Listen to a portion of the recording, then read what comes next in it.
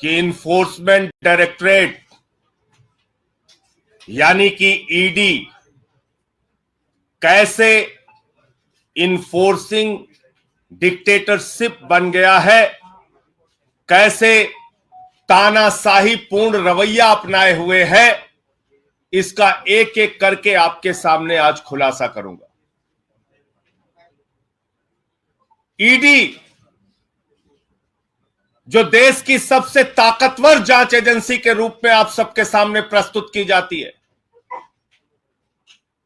वो किस तरह से जांच करती है, किस तरह से लोगों को प्रताड़ित करती है, किस तरह से उनके परिवारों को प्रताड़ित करती है। और तो और जिसके कारण आज मैं ये पीसी कर रहा हूं, एक व्यक्ति को कहा गया तेरी बेटी कॉलेज कैसे जाएगी हम देखेंगे। बेटी को धमकी, पत्नी को धमकी, बूढ़े मां बाप को धमकी, मारना पीटना प्रताड़ित करना और उसके बाद जबरन बयान लेना।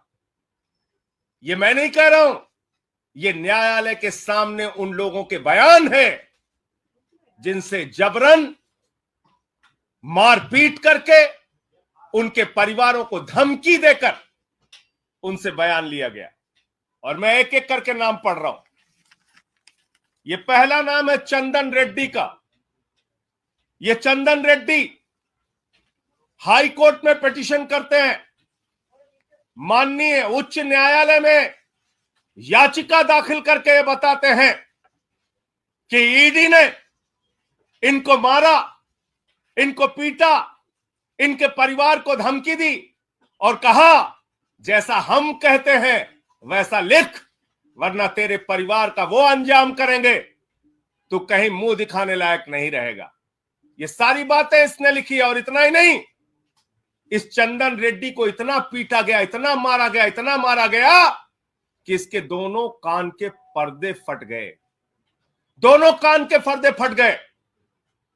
मार मार के, प्रताड़ित करके ईडी का जो हिटलर शाही का गैस चैम्बर है, मैं कहूंगा, वहां पर 3rd डिग्री टॉर्चर इस व्यक्ति को देकर जबरन इससे साइन कराया गया।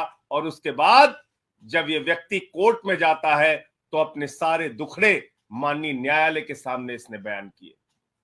कैसे इसका बयान लिया गया ईडी में, कैसे इसका बयान लिया गया ईडी के अंदर।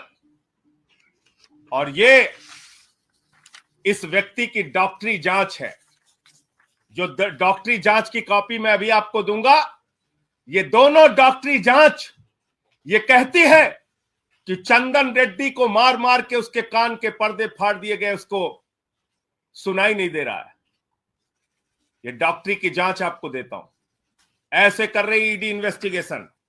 पहला आदमी चंदन रेड्डी, दूसरा अरुण पिल्लई।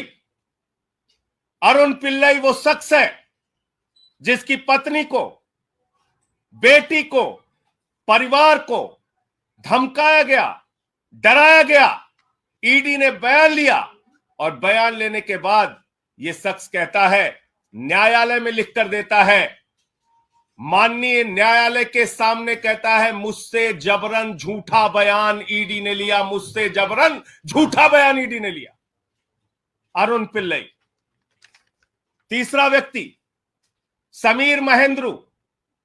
समीर महेंद्रू, इसकी पत्नी को बुलाकर गिरफ्तार करके रखा गया, धमकाया गया, डराया गया, परिवार को प्रताड़ित किया गया। झूठा और जबरन बयान ईडी के द्वारा लिया गया।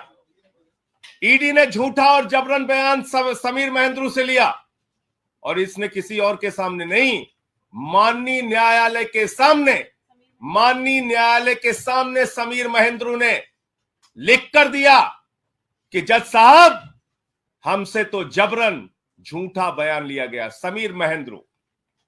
तीसरा नाम चौथा नाम भूषण बेलगावी। भूषण बेलगावी, इस व्यक्ति से भी ईडी ने प्रताड़ित करके झूठा जबरन बयान लिया और इसने किसी और को नहीं, जज साहब को जाके कहा, न्यायाधीश महोदय, माननीय न्यायालय, हमारी रक्षा कीजिए, हमसे ईडी ने झूठा, जबरन, गलत बयान लिया। पांचवा नाम मनास्वामी प्रभु ने, इससे भी ईडी ने जबरन, झूठा, जबरदस्ती का बयान लिया और बाद में इसने भी न्यायालय को लिख के दिया, किसी और को नहीं, ध्यान दीजिएगा मेरी बात को, माननीय न्यायालय को लिख कर दिया कि न्यायाधीश महोदय, जज साहब, मुझसे ईडी वालों ने जबरन, झूठा, जबरदस्ती प्रताड़ित करके बयान लिया। छठवां नाम राघव रेड्डी, ये राघव रेड्डी छठवां नाम, राघव रेड्डी, इसने न्यायालय के सामने जाकर कहा कि न्यायाधीश महोदय, हमको तो दबाव बनाया जा रहा है राजनीतिक नेताओं के नाम लेने के लिए, हम पर दबाव बनाया जा रहा है राजनीतिक नेताओं के नाम लेने के लिए। मैं पूछना चाहता हूं, किसके इशारे पर ईडी काम कर रही है? किसके दबाव पर ईडी काम कर रही है?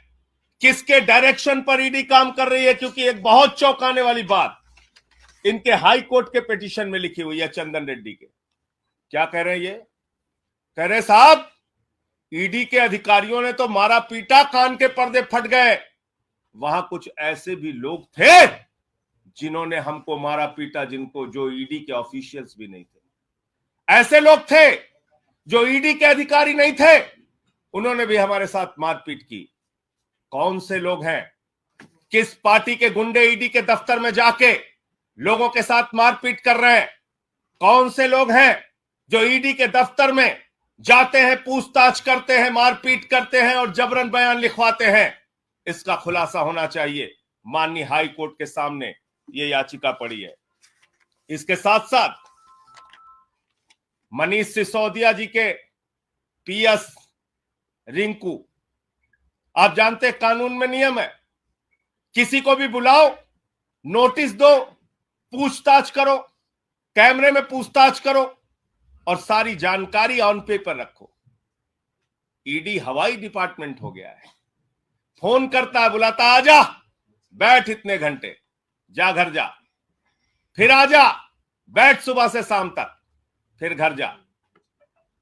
आप गुंडागर्दी करके, धमका के, डरा के, कान के पर्दे फाड़ के, तेरी बेटी कॉलेज कैसे जाएगी, इस तरह का बयान देके जांच कर रहे हो? इस तरह का बयान देके जांच कर रहे हो?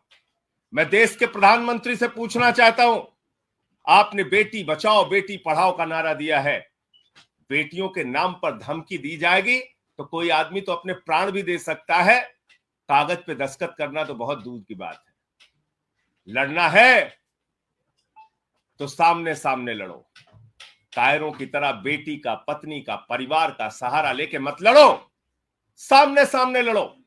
जो भी लड़ाई करनी है सामने सामने करो।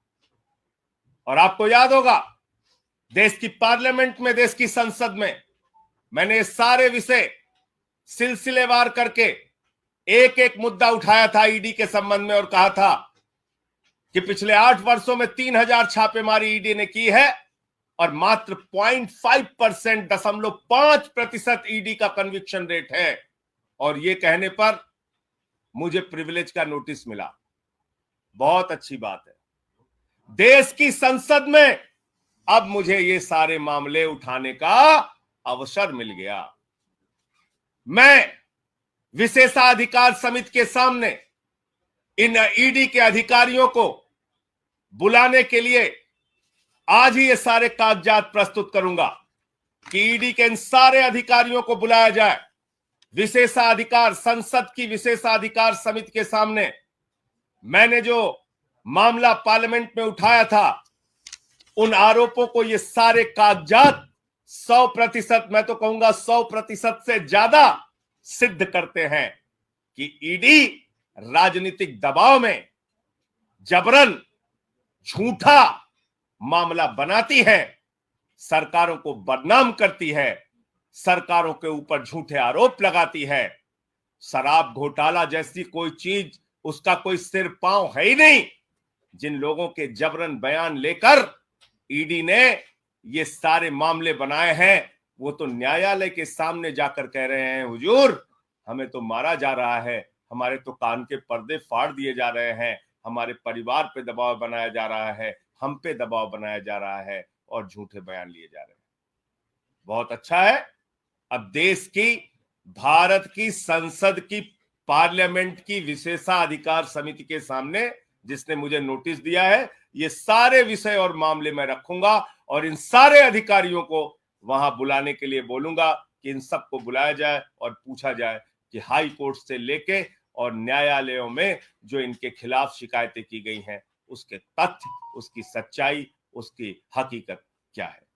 मुझे इतनी बात कहनी थी। आपका कोई मुद्दा हो, कोई बातचीत हो, कोई सवाल हो, जिन लोगों ने पिटीशन लगाई है क्या वो सभी आरोपी जो है आबकारी नीति से जुड़े हुए हैं या अन्य मामलों में भी? ये सारे आबकारी नीति के जो बयान लेकर झूठा मामला ईडी खड़ा कर रही है, ये उससे संबंधित है।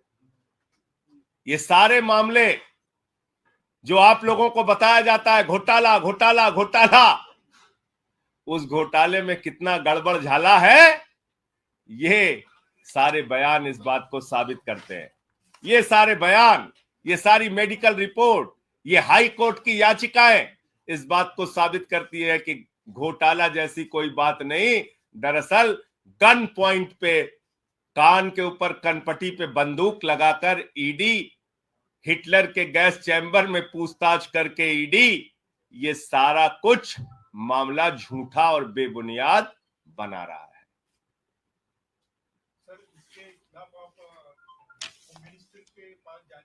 मुझे तो खुद विशेषाधिकार समिति का नोटिस ईडी के मामले में भी मिला है ना। मुझसे तो भारत की संसद ने पूछा है कि भैया बताओ ईडी कैसे गलत काम करती है, तो ये सारे मामले मैं विशेषाधिकार समिति के सामने रखूंगा, पार्लियामेंट में रखूं। पार्लियामेंट तो सुप्रीम कोर्ट से भी बड़ी है। अब इन अधिकारियों को वहां बुलाया जाए और इनसे पूछा जाए कि कान के पर्दे कैसे फाड़ रहे हैं, कैसे कह रहे हैं कि तेरी बेटी कॉलेज नहीं जाने पाएगी। ये बोल सकता है कोई ईडी का दफ्तर, कोई ऑफिसर, कोई अधिकारी?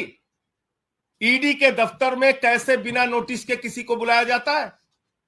ईडी के दफ्तर में कैसे ईडी के अधिकारियों के बगैर कोई व्यक्ति पहुंच के मारपीट कर रहा है? ये छोटे आरोप है क्या?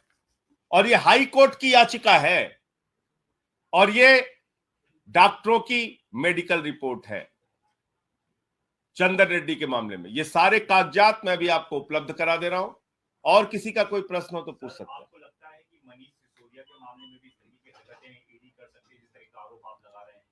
भैया ये आबकारी से जुड़ा ये मामला है। मनीष सिसोदिया के साथ भी ऐसा कुछ उन पर भी दबाव बनाया जा सकता है, किसी का नाम लेने के लिए। देखिए सबके ऊपर अरे भाई मैंने तो आपको बताया ना, कान के पर्दे फाड़ रहे हैं, मार रहे हैं, पीट रहे हैं, 3rd डिग्री टार्चर दे रहे हैं, तो मनीष सिसोदिया को भी ऐसे टार्चर कर सकते हैं, बाकी लोगों को भी ऐसे टार्चर कर सकते हैं, मार पीट सकते हैं, क्यों नहीं कर सकते? संजय जी दबाव क्या सबके साथ कर रहे हैं,